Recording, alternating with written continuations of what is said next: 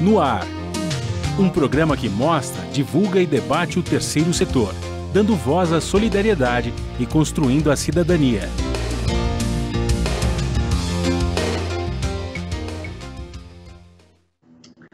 Olá, bom dia. Eu sou Joel Scali e começa agora o Observatório na Brasil Atual, um programa do Observatório do Terceiro Setor com a co-apresentação de Franklin Valverde.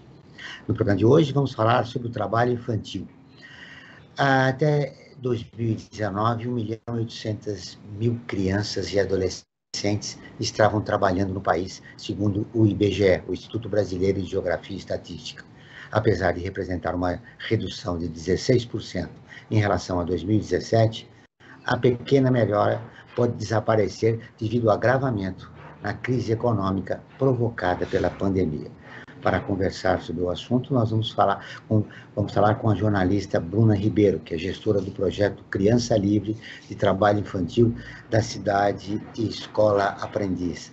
E Jair Silvio é técnico do programa Empresa Amiga da Criança da Fundação Abrinq. Você vai conferir as notícias do mundo com a Mônica Grady, da Rádio Homem, direto de Nova York. E os destaques do site do Observatório Terceiro Setor com Franklin Valverde. Bom dia, Bruna, seja bem-vindo ao nosso programa. Bom dia, Joel, Franklin, Jair. Muito obrigada pelo convite. Muito bom dia a você, Jair. Seja bem-vindo ao nosso programa. Bom dia, gratidão pelo convite, é um prazer estar aqui com vocês. Bom dia, Franklin Valverde. Bom dia, Joel, bom dia, Bruno, bom dia, Jair, e bom dia também a você que está em sintonia com o Observatório na Brasil Atual. Bom, no último fim de semana nós vivemos uma experiência incomum na cidade. Tivemos uma caminhada de motociclistas com o presidente da República, sem máscara, descumprindo totalmente as medidas de segurança para não contaminação. E também tivemos o início da Copa América, né? Infelizmente, mas já começou com 3 países com jogadores contaminados. Mas eu gostaria de saber qual é seu destaque desta semana, Franklin. Não dando uma de poliana, mas enfim, acho que indo um pouco na contramão dessas notícias horrorosas, né, principalmente dessa manifestação de motocicletas, né, que isso foi repercutido no exterior pessimamente. Eu estive vendo os noticiários no exterior e o Brasil está cada vez mais sendo criticado lá fora pelas medidas que não estão sendo tomadas para o combate à Covid. E a boa notícia que eu tenho para trazer aqui é que o Brasil recebeu um lote aí de 3 milhões de vacinas da Janssen, né, que vai ser aplicado aqui na cidade de São Paulo. Isso é uma boa notícia, né? E a segunda boa notícia dentro dessa mesma notícia é que, no caso da vacina da Janssen, uma dose só é necessária, você não precisa de tomar 2 doses, então muita gente já vai estar imunizada, passando, claro, aquele período que tem como o pessoal fala popularmente, da vacina pegar, né? O pessoal já vai estar imunizado, não 100%, mas já vai estar vacinado e deve-se continuar, claro, isso é bom dizer, isolamento social por enquanto ainda, o uso de máscara e álcool gel. É importante que o governo do estado também está prometendo para até outubro vacinar todo mundo aqui no nosso estado. Exatamente, isso já muda a perspectiva e eu acho que para o final do ano, possivelmente a gente já possa ter um Natal um pouco mais semelhante ao que nós tínhamos antes da pandemia. Quase 7 em cada 10 vítimas de trabalho infantil no Brasil são pretas ou pardas, segundo dados divulgados pelo IBGE, o Instituto Brasileiro de Geografia e Estatística, no ano passado. Em 2019, elas representavam 66%, 1% entre os que trabalhavam entre 5 e 17 anos, uma alta na comparação com os 64% de 2018. Ao observar setores específicos, essa violação ganha novos contornos, de acordo com uma pesquisa do Fórum Nacional de Prevenção e Erradicação do Trabalho Infantil, com base em dados do PNAD de 2013, mais de 200.000 crianças e adolescentes pobres entre 5 a 17 anos eram vítimas do trabalho infantil doméstico. Desse total, 94% eram meninas, 73% negras e 40% nordestinas. Bruna, essa situação, esses dados revelam um Brasil do atraso. Como mudamos isso? Pois é, Joel, eu acho que esses dados revelam algumas das origens do trabalho infantil no nosso país e demonstram também que não existe uma bala de prata, como eu costumo dizer, para erradicar o trabalho infantil. O trabalho infantil é uma violação que exige um enfrentamento intersetorial, diversas medidas, né, diversas atuações de políticas públicas para o seu enfrentamento. A gente tem aí uma origem, uma das causas, né, do trabalho infantil é o racismo estrutural. Quando você apresenta esses dados, a gente volta lá para o período dessa... Isso falhou a comunicação. Perdemos o contato com a Bruna. Acho que agora voltou, né? Ótimo, agora sim. Bruna. Tá certo. Nós tivemos mais de 350 anos de escravização da população negra no Brasil, e eu sempre comento, como o Daniel Teixeira nos ensinou, que é um advogado, diretor executivo do CERT, a respeito da lei do ventre livre. Que a lei do ventre livre dizia que os filhos das pessoas escravizadas estariam livres a partir daquele momento, mas, na verdade, a letra pequena da lei era muito perversa e dizia que a criança ela precisaria trabalhar até os 8 anos para o senhor dos escravos. Se ele optasse por libertá-la, ele era indenizado pelo Estado, o próprio escravizador. E se ele não optasse por libertá-la, ela teria, essa criança, de trabalhar para o escravizador até os 21 anos. Então, a gente percebe realmente que, para enfrentar o trabalho infantil, precisamos enfrentar o racismo estrutural, a desigualdade social no nosso país e políticas intersetoriais, como a promoção de uma educação integral, de qualidade, moradia digna, empregabilidade para os pais, enfim, Joel, são diversos setores ali da política pública que precisam funcionar. Segundo a Bruna, o racismo estrutural começou na escravidão, né, 400 anos atrás. E ele se tornou no país um problema gravíssimo. Jair, como combater o racismo cultural, esse racismo estrutural, desculpe, é necessária uma mudança cultural. Como fazê-la? E eu quero o seu olhar sobre esse problema. Joel, acredito que, assim como a gente fala do racismo estrutural e outras tantas frentes que precisam de mudança cultural no nosso país, o trabalho infantil exige também essa mudança de cultura, como a Bruna começou trazendo, nós precisamos olhar para as consequências dessas ações, olhar para as consequências daquilo que sempre foi feito, sempre foi dito, e realmente revisar a nossa conduta, olhar como que hoje, a reprodução dos olhares em relação ao trabalho, os olhares em relação à criminalização das pessoas negras, a criminalização da criança negra, isso coloca crianças e adolescentes em situação de maiores riscos e vulnerabilidade. Eu acho que um dos pontos primordiais é entendermos que, quando a gente vê esses dados gritantes de que o trabalho infantil não só é uma realidade constante nas regiões do país, mas tem esse recorte com as crianças e adolescentes negros e periféricos e pobres, a gente vê que esse preconceito gera camadas de exclusão social. E é a partir da retomada para o combate dessas exclusões sociais que a gente precisa mitigar e olhar quais são os espaços de fato que são oferecidos para essas crianças e adolescentes, e a gente começa a falar de um olhar não só de luta de direito, mas de equidade de acesso. A gente precisa olhar e entender que é diferente o acesso de direitos, diferente o que está sendo oferecido para essas crianças e adolescentes desde muito tempo, como a Bruna traz maravilhosamente em relação à lei do ventre livre, e como que é oferecido hoje, e trazer essa equidade de acesso de acordo com as necessidades dessas crianças e adolescentes onde estão. Então, a mudança cultural é necessária para a revisão desses olhares, mas eu acredito que precisamos começar combatendo essas exclusões, né, esses acessos, e aí sim a gente vai conseguindo galgar as duas coisas ao mesmo tempo. Como a gente provoca essa mudança, Bruna? E, além de como a gente provoca essa mudança, quais segmentos da população brasileira resistem à mudança? Sabe que recentemente, Joel, nós passamos por uma reformulação no nosso projeto e ganhamos um novo eixo de educação antirracista.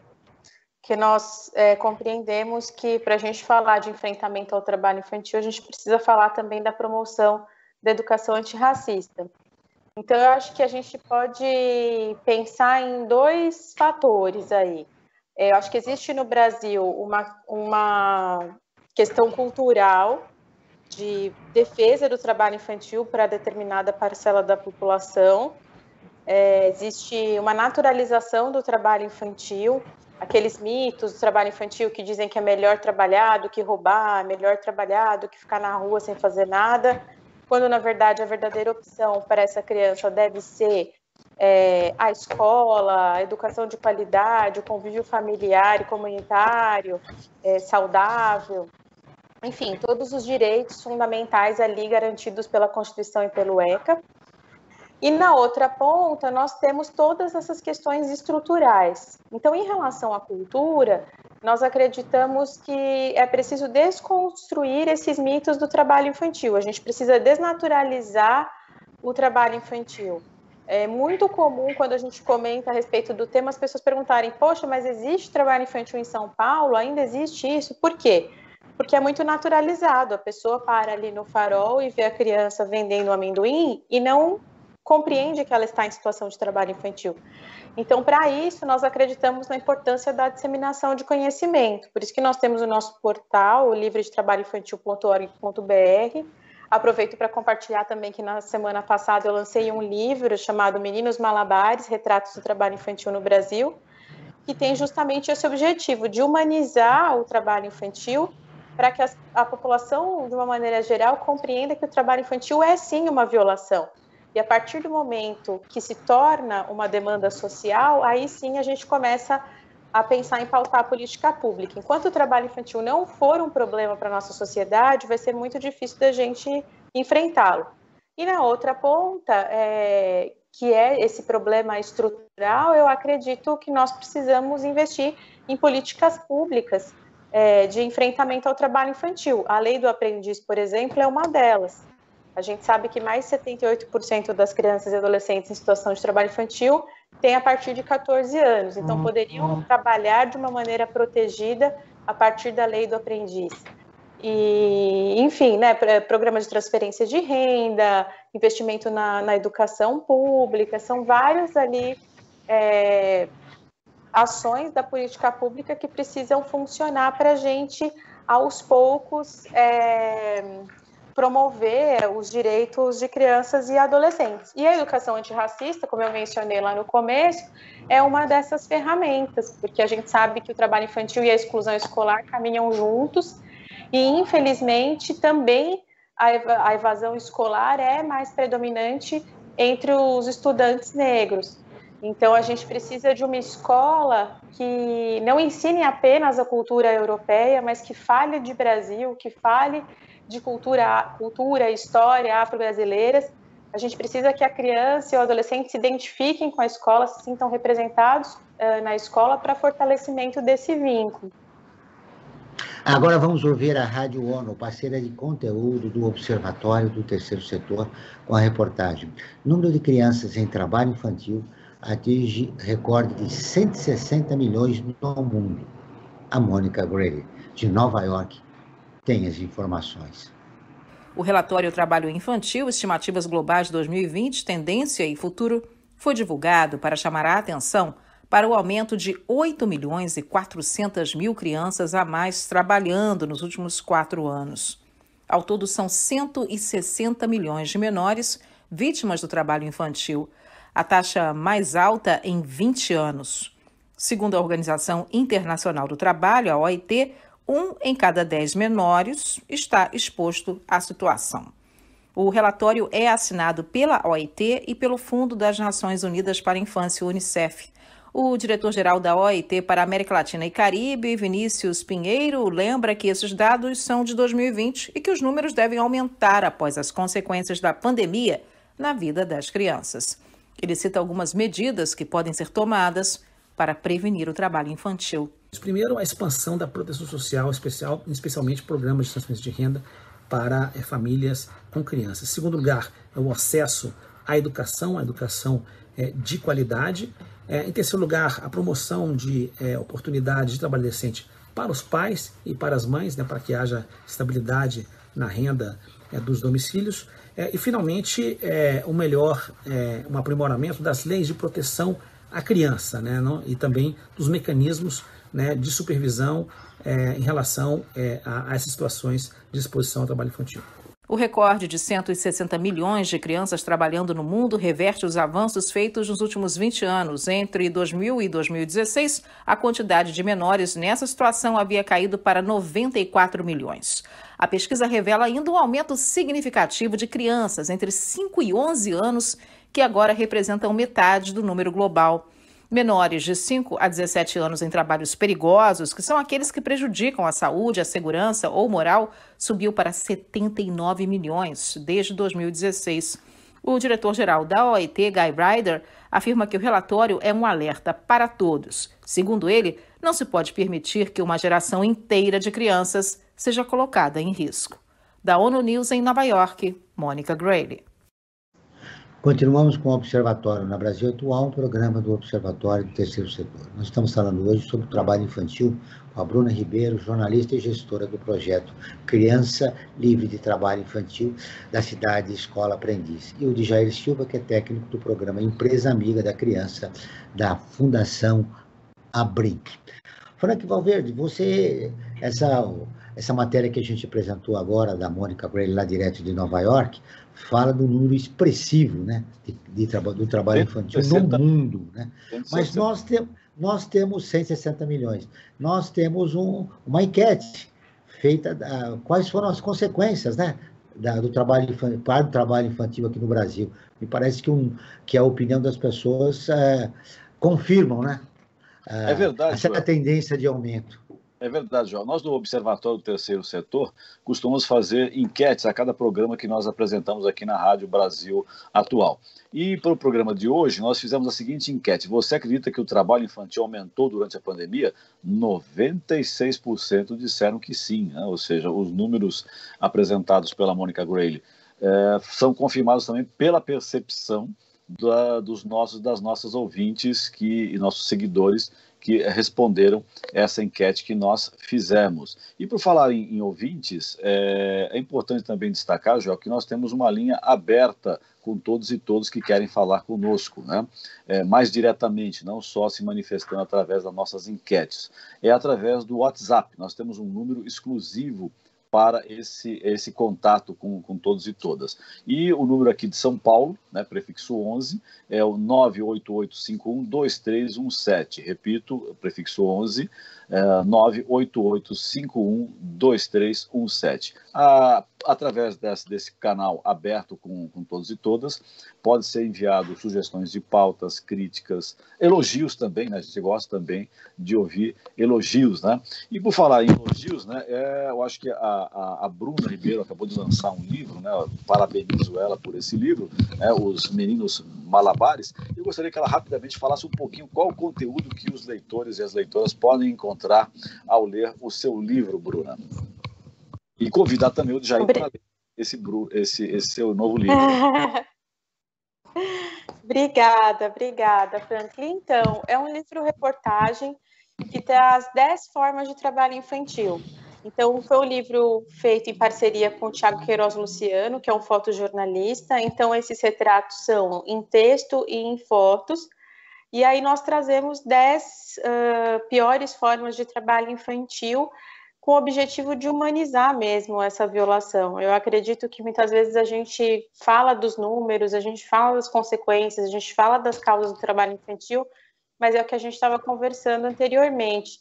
Quando a gente não humaniza, quando a gente não dá nome para essas pessoas, muitas vezes a gente acaba não conseguindo sensibilizar. Então, são 10 perfis, nós registramos formas como trabalho infantil no campo, numa plantação de palmito, em oficina de costura, nos faróis, nos cemitérios, feiras, no lixão, são muitas as formas de trabalho infantil. E aí, por fim, a gente traz o perfil de uma família que está conseguindo romper o ciclo do trabalho infantil. O capítulo se chama Um Possível Recomeço, que traz aí um sopro de esperança, né, para o enfrentamento ao trabalho infantil e também um capítulo de dados sobre o trabalho infantil no Brasil, números, reflexões, informações aí mais teóricas sobre a violação. Qual a importância do lançamento de um livro como esse, Jair? Falar de trabalho infantil e enfrentar o trabalho infantil precisa de ferramentas de desconstrução como o trabalho que a Bruna está desenvolvendo colabora muito. Quando a gente fala dessa mudança de cultura e de realmente reconhecer o trabalho infantil, é preciso, no máximo, de pessoas que colaborem trazendo e tornando isso realidade. Muitas vezes as pessoas acham que o trabalho infantil é uma coisa assíncrona, uma coisa distante, e como a gente fala muito em dados, muito em quantidade, às vezes é difícil entender essas realidades. Muitas vezes as pessoas quando encontra uma criança em situação de trabalho infantil, principalmente urbano, então, quando você está num restaurante, ou quando você está num farol, ou quando você está numa feira, você fala assim, poxa, essa situação me corta o coração, mas qual que é a atitude? Qual que é o caminho possível para que essa violação de direito pare e essa criança e adolescente e a família sejam protegidos e realmente consigam guinar e ter um outro caminho possível? Então, o trabalho do livro é maravilhoso, eu acredito que colabora muito para esses espaços de discussão, de mudança de cultura, para trazer para as pessoas que geralmente não participam desse espaço de debate as possibilidades e a realidade como ela é dura e realmente isso infere na vida de crianças e adolescentes, para quebrar de fato esse paradigma de cultura de trabalho que a gente tem no nosso país.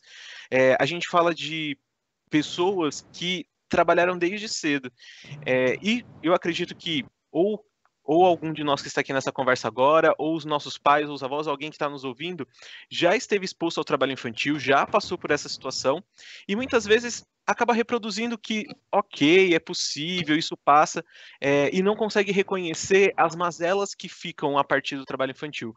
Hoje eu tenho certeza que vocês devem conhecer, ou alguém que está nos ouvindo deve conhecer pessoas que nos seus 30, 40 anos já têm problemas de saúde super agravados e estiveram expostos ao trabalho infantil.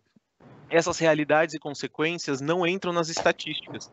E o trabalho do livro ajuda muito a entender como isso se perpetua, como que o trabalho infantil se torna também um agravante para o ciclo de pobreza, evita que essas crianças e adolescentes sonhem, acreditem em outras possibilidades para os seus projetos de vida. Então, todo o trabalho, todo o esforço nesse sentido de olhar e trazer o nome, a história, ajuda muito a gente a quebrar esse ciclo que é o trabalho infantil no Brasil e no mundo. Bruna, no seu livro você fala de 10 tipos, né, de trabalho infantil, na cidade, no campo, no lixão, na feira, semáforos, das grandes avenidas, dos grandes centros urbanos, né? Mas a gente sabe que o trabalho infantil, ele tem um problema grave, porque ele complementa a renda da população de baixa renda. Como resolver isso? É verdade, Joel. Inclusive, no livro, a gente toma um cuidado muito grande para não criminalizar as famílias, sabe? Nós retratamos as famílias como vítimas dessa condição. Porque muitas vezes, como o Jair mencionou, os próprios pais dessas crianças também trabalharam, na verdade, na maioria das vezes, também trabalharam na infância. E nem eles têm a consciência de que o trabalho infantil é prejudicial, porque uma das consequências do trabalho infantil é justamente a reprodução do ciclo da pobreza. A criança que ela trabalha, ela tem mais chances de evadir da escola, ou mesmo se ela está matriculada na escola, o rendimento dela é inferior, ela acaba não se profissionalizando, não tendo acesso ao mercado de trabalho decente, fica condenada à informalidade para o resto da vida, e aí, consequentemente, o filho dela também vai trabalhar desde cedo, e assim a gente vai perpetuando o ciclo da pobreza. Então, respondendo à sua pergunta, realmente é por isso que a gente diz que a gente precisa de políticas públicas ali para gerar renda para as famílias, de profissionalização dos pais, empregabilidade, programas de transferência de renda, para que essas crianças elas consigam estudar e, consequentemente, romper esse ciclo. E a própria promoção da aprendizagem, né? Como eu mencionei, a Lei do Aprendiz é uma política pública de enfrentamento ao trabalho infantil, porque é permitido ali pela lei que o adolescente comece a trabalhar a partir dos 14 anos como aprendiz. Então, ele vai ter um emprego protegido, um trabalho protegido, no regime ali, né, da CLT registrado, mas seguindo todas as regras da lei do aprendiz, ou seja, carga horária reduzida, ele precisa estar matriculado na escola, ele passa por uma formação profissional também como entidade formadora. Então, a lei do aprendiz, ela concilia, né? Na verdade, a lei do aprendiz é educativa, concilia a educação e o trabalho. E a gente sabe que muitas famílias não conseguem postergar tanto a entrada ao mercado de trabalho. Então, a lei do aprendiz, ela acaba sendo, sim, uma alternativa, e acredito que nós precisamos pensar nessas políticas públicas, como uma escola em tempo integral, onde a criança possa passar o dia na escola, realizando diversos tipos de atividades, porque, de fato, é muito difícil que a família sozinha consiga romper esse ciclo. A gente sabe que a concorrência é desleal. Às vezes, a família consegue 200 e poucos reais por mês num Bolsa Família, e uma criança que está no Farol, por exemplo, chega a conseguir 100 reais por dia, 150 reais por dia, quando não falamos no tráfico de drogas, que é considerado uma das piores formas de trabalho infantil, em que muitas vezes um menino tira R$1.000 por dia. Então, fica muito difícil de concorrer mesmo com o trabalho infantil num país tão desigual como o nosso. O Unicef realizou um levantamento de dados sobre a situação de renda e trabalho com 52.740 famílias vulneráveis de diferentes regiões de São Paulo, que receberam doações da organização entre os dados de abril a junho de 2020. O Unicef chama atenção para a intensificação do trabalho infantil. A prevalência total aumentou 26%, comparando as famílias entrevistadas em maio com as entrevistadas em junho. No conjunto dos domicílios em que mora pelo menos uma criança ou um adolescente, a incidência do trabalho infantil era 17,5% por 1.000 habitantes antes da pandemia. Passou a ser mais de 21% por 1.000 habitantes depois da pandemia. Jair, nós temos a naturalização do trabalho infantil no nosso país. E você mesmo disse que é de gerações, né? Vem de gerações passadas, né? Essa naturalização. Como nós criamos mecanismos para interromper esse ciclo? Sim, infelizmente é uma questão começa cultural, mas são esses espaços de inclusão e de falta de acesso a alguns recursos que alavancam o trabalho infantil. Então, para a gente quebrar um pouco desse paradigma e a permanência do trabalho infantil dentro das famílias, como a Bruna até mencionou, é importante nós termos políticas públicas efetivas que possibilitem espaços seguros para essas crianças e adolescentes estarem no seu desenvolvimento. A gente sabe que muitos espaços do trabalho infantil, e até quando a gente olha o aumento do trabalho infantil agora durante a pandemia, ele está correlacionado com a falta de espaço seguro onde essa família vai deixar as crianças e adolescentes enquanto estão trabalhando, e muitos acabam levando e a criança e o adolescente participa do trabalho. Acontece de adolescentes que ficam cuidando dos filhos, de vizinhos, de parentes, por conta da situação de trabalho. Então, se a gente tem espaços seguros para crianças e adolescentes poderem se desenvolver, creches, a escola em tempo integral, espaços de cultura, lazer, musicalização, que possibilitem acesso e desenvolvimento em todos os locais, isso evita que essa criança e esse adolescente esteja nesse outro espaço. Como a Bruna já falou bastante sobre a questão econômica, né? Eu acho que esse é um primeiro ponto a ser evitado, com certeza, porque a gente sabe desse complemento de renda, e principalmente com a pandemia e o aumento do desemprego, os números que a gente tem visto nos últimos tempos, principalmente em relação à fome no nosso país, acabam motivando essas famílias a terem crianças e adolescentes para o complemento de rendas e a subsistência, mas a construção de espaços seguros e principalmente as iniciativas de articulação com a rede de proteção e todos os mecanismos públicos trabalhando e dialogando de forma intersetorial é super importante. E quando a gente fala de forma intersetorial, a gente acaba pensando muito no poder público, mas a gente precisa das empresas participando desse movimento também, conscientes do seu papel social. A gente precisa das organizações sociais envolvidas nessas discussões nos espaços onde elas estão inseridas. Então, é preciso toda uma rede que possibilite esse apoio, que aponte onde estão as mazelas e as exclusões, para que, de fato, essa criança e adolescente tenha outras possibilidades e espaços onde estar do que no trabalho infantil. Frank Valverde, quais são os destaques das matérias mais lidas do Observatório do Terceiro Setor nessa semana?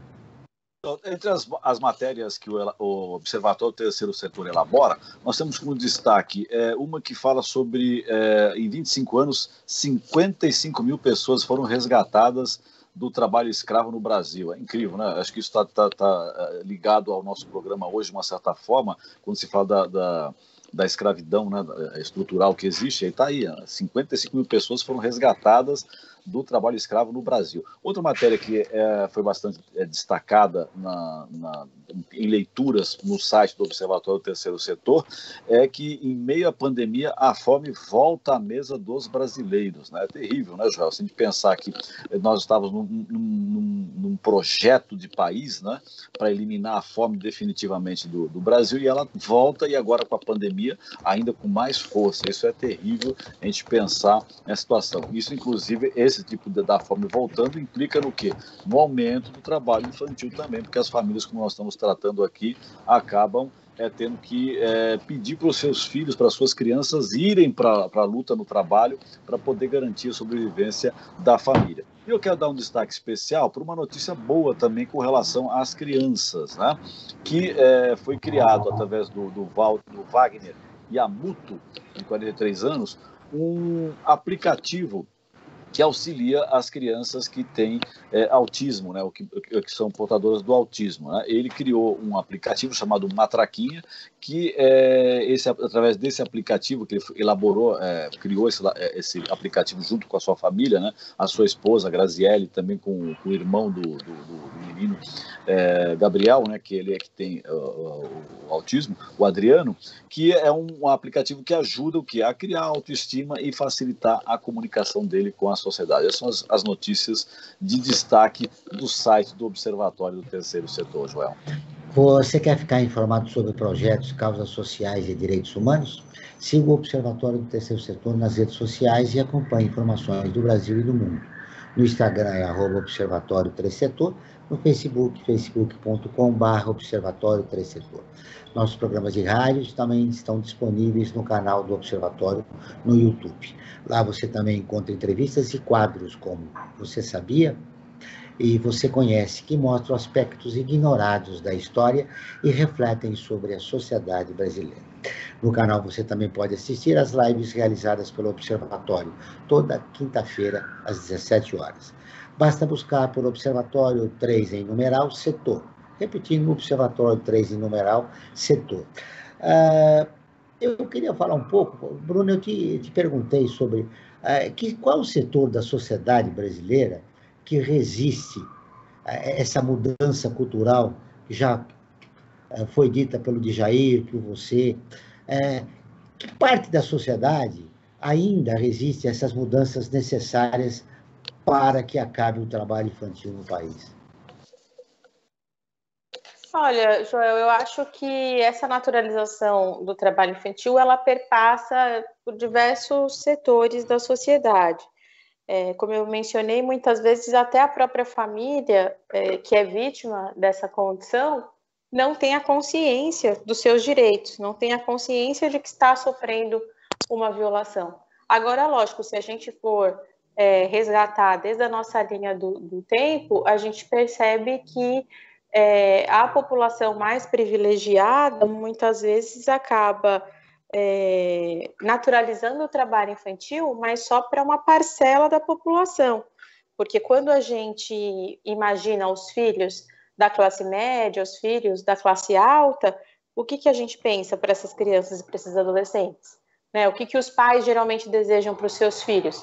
Uma escola de qualidade, inglês, natação, aula de dança, não é assim? Então, acesso aos melhores equipamentos de tecnologia. Agora, até falando um pouco da pandemia, saiu essa pesquisa do Unicef sobre o aumento de 26% no ano passado, né, até julho do ano passado, de trabalho infantil em São Paulo, e a gente também tem um número assustador, também de um levantamento do Unicef com o CENPEC, sobre o aumento da exclusão escolar, que nós já estamos no número de 5 milhões, que é um número equivalente a 2000, ou seja, um retrocesso de 20 anos no acesso à educação. Então, por que eu estou falando isso? Porque um desses motivos, né, é o acesso à tecnologia, porque com o fechamento das escolas, até inclusive durante a apuração do livro, todas as crianças que eu conversei durante o período da pandemia não estavam acompanhando as aulas online, por diversos motivos, como o trabalho infantil, como a dificuldade de acompanhar esse conteúdo, e também o acesso à tecnologia, porque eles não têm computador em casa, às vezes tem um único celular que o pai usa para trabalhar e consegue acesso só quando sabe, Bruna, chega em casa. Nós estamos apoiando um projeto de inclusão digital, porque 9 milhões dessas crianças que você citou, só aqui no município de São Paulo, 9 milhões não acompanharam as aulas das escolas públicas em 2020. E por isso o Observatório, repito, está apoiando um projeto de inclusão sociodigital para que essas crianças continuem, acompanhem na escola, porque nós não temos a previsão. As aulas voltaram, mas eles estão muito defasados, né? Não puderam acompanhar no ano passado. Outro dado importante, Bruno, é que no Brasil, entre 2007 e 2019, 279 crianças e adolescentes de 5 a 17 anos morreram. E 27.924 sofreram acidentes graves enquanto trabalhavam no mesmo período.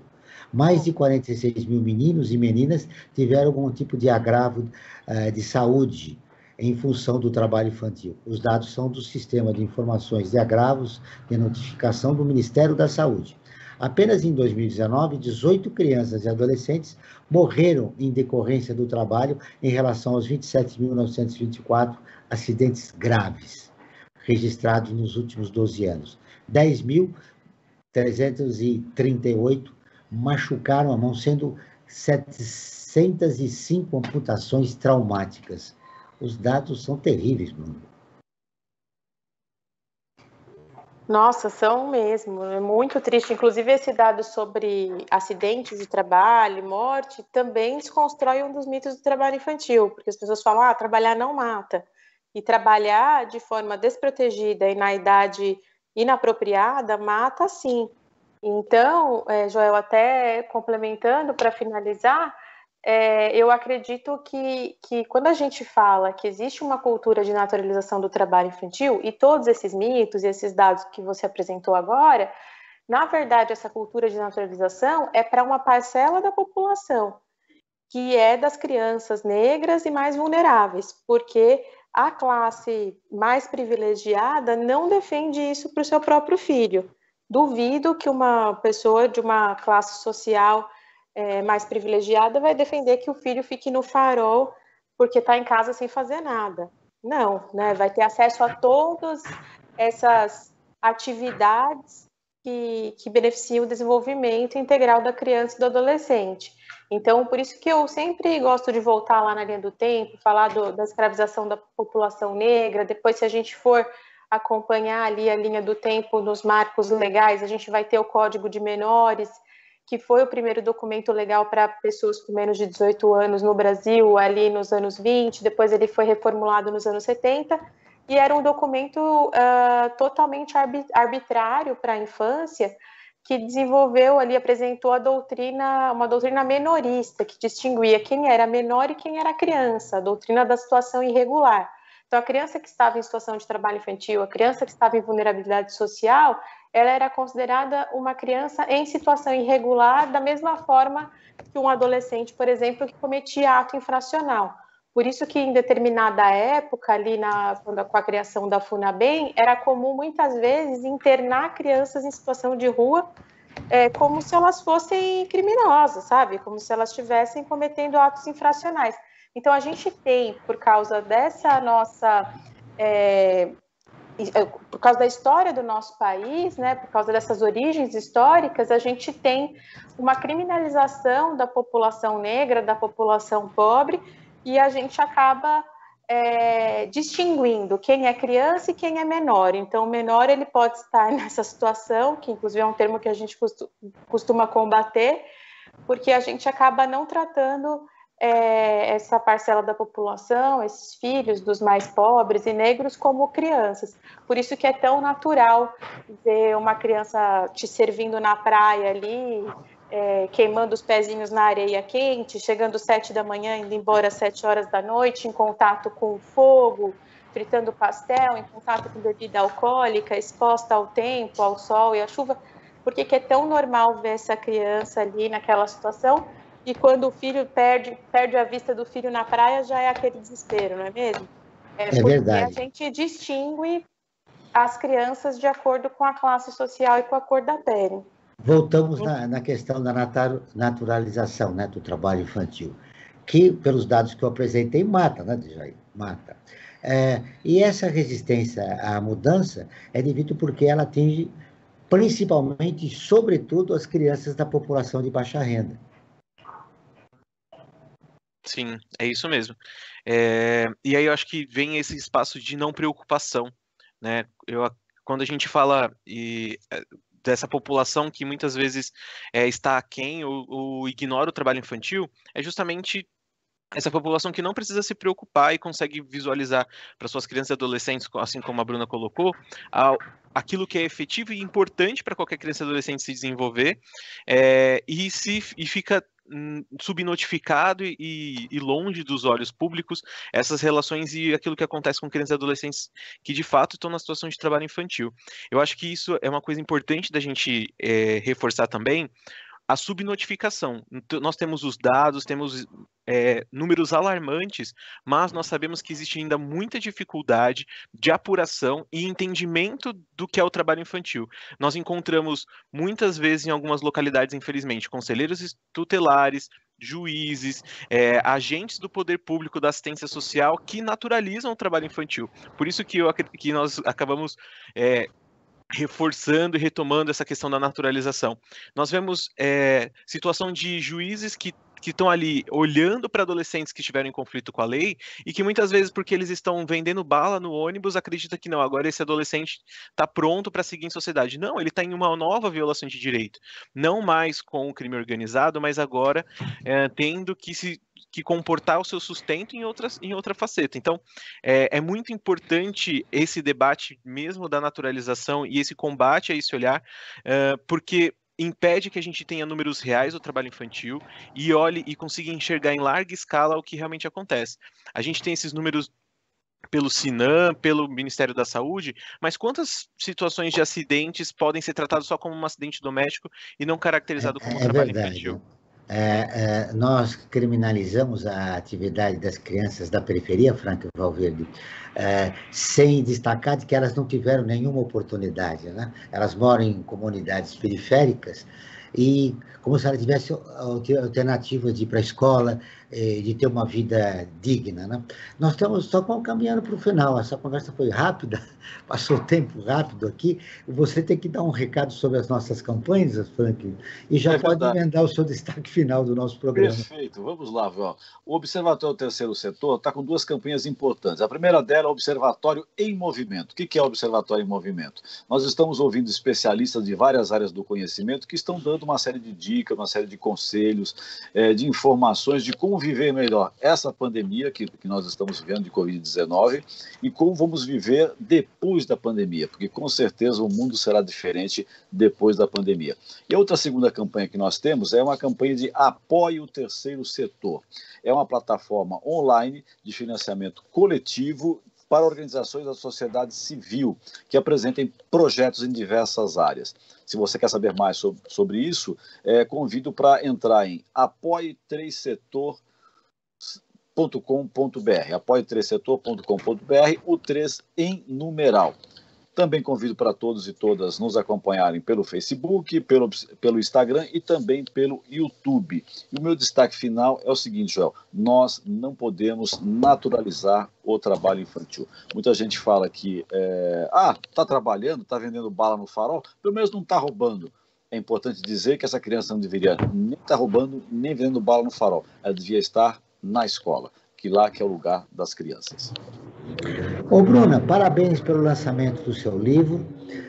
Espero que ele sirva de alerta para a sociedade. Nós vivemos um momento incomum, né, da pandemia, que teve um aumento, né, como a gente viu pela reportagem da ONU News e pelos dados do IBGE, que teve um aumento na pandemia, o trabalho infantil, aliás, por causa do aumento também da profunda desigualdade que existe no país. Mas o seu trabalho está registrado aí em várias reportagens. Sinta-se à vontade para mandar notícias a respeito do trabalho que você vem desenvolvendo em relação ao trabalho infantil, e parabéns pelo seu livro. Obrigada, Joel, Franklin, Jair, vocês são parceiros muito queridos. Sou grande admiradora do Observatório do Terceiro Setor, vocês sabem bem disso, sempre troco aí umas ideias com o Joel, também grande admiradora da Fundação Abrinq, e nós precisamos mesmo de profissionais como vocês, de organizações como o Observatório e a Fundação Abrinq, para enfrentar uma das piores violações de direitos de crianças e adolescentes, que é o trabalho infantil. Então, eu agradeço a oportunidade e deixo aqui o meu abraço. Para fechar a entrevista com você, Bruna, o que de importante você gostaria de deixar destacado no final da nossa entrevista, que você acha necessário o nosso ouvinte, o ouvinte do Observatório na Brasil Atual, saber? A respeito do trabalho infantil, eu acho que agora a gente está entrando num período, está vivendo já um período de agravamento dessa violação, né? Quando saíram esses dados na semana passada sobre o aumento do trabalho infantil no mundo, e a gente já acaba tendo uma prévia do quanto está agravando o trabalho infantil no Brasil. Nós vamos saber os dados assim mais detalhados a partir da próxima PNAD, mas acredito que agora, mais do que nunca, nós precisamos nos comprometer como sociedade para o enfrentamento ao trabalho infantil, porque a situação piorou muito, tanto da exclusão escolar quanto do trabalho infantil, que é muito triste, mas vamos precisar continuar aí promovendo essa agenda. Diante desta realidade, qual é o seu maior temor? Olha, Joel, é que realmente as crianças não voltem para as escolas, né? Como você falou, agora estão voltando às aulas presenciais, mas a gente sabe que a área da educação já discute a busca ativa, a importância agora da ampliação da busca ativa escolar, porque as crianças acabam não voltando na sua totalidade às aulas. Existe uma defasagem enorme ali de conteúdo, porque nesse mais de um ano já que as crianças ficaram praticamente sem acompanhar. Então, eu acredito que vai ser um retrocesso muito grande e isso impacta até no próprio desenvolvimento do país. Eu acho que vamos ter uma consequência aí para o nosso futuro enorme da dificuldade de aprendizado dessas crianças, e que isso vai se refletir na profissionalização, no desenvolvimento do conhecimento, no nosso futuro. Então, a minha preocupação é que, em função do aumento da pobreza, a gente sabe que mais de 50% da população brasileira está em insegurança alimentar, ou seja, não sabe se vai ter alimento no dia seguinte, e, consequentemente, o aumento do trabalho infantil acaba acontecendo. Por isso que no nosso site, ali, livredetrabalhoinfantil.org.br, no livro eu também trago como que a gente pode, como sociedade, se envolver no enfrentamento ao trabalho infantil. Muito bem. Djair, qual é o maior desafio da sociedade brasileira em relação ao trabalho infantil? Eu acredito que o maior desafio agora seja nos conscientizarmos que com a pandemia nós regredimos muito no direito de crianças e adolescentes.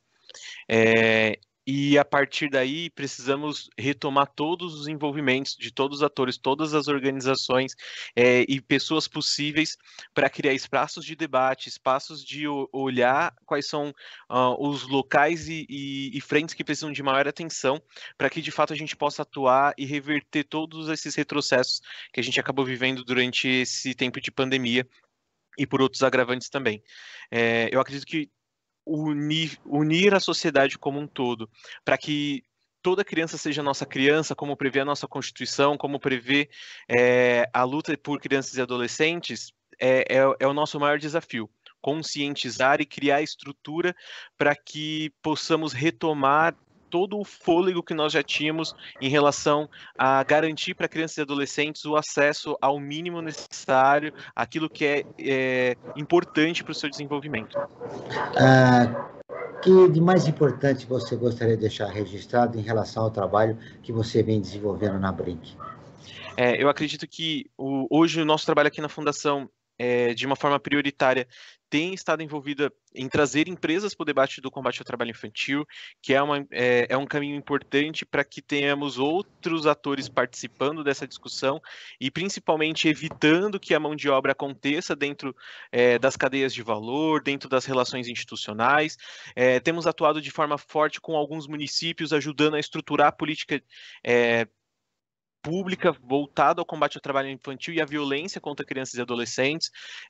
O nosso trabalho tem sempre essa bandeira de conexão entre os atores para poder olhar e conectar quem pode ajudar e quem quer ajudar a crianças e adolescentes que estão precisando. O nosso trabalho enquanto fundação mira sempre nesse caminho. O Observatório na Brasil Atual está terminando. Agradeço a presença de Bruna Ribeiro, jornalista e gestora do projeto Criança Livre de Trabalho Infantil da Cidade Escola Aprendiz, de Jair Silva, técnico do programa Empresa Amiga da Criança da Fundação Brinq. Esse programa foi produzido pela equipe do Observatório do Terceiro Setor. Na próxima terça-feira, às 9 horas, acompanhe o nosso programa Brasil Cidadão, sempre com assuntos importantes da atualidade. E ficamos por aqui, sempre na luta por uma sociedade mais justa, solidária, sustentável e tolerante. Até o próximo programa.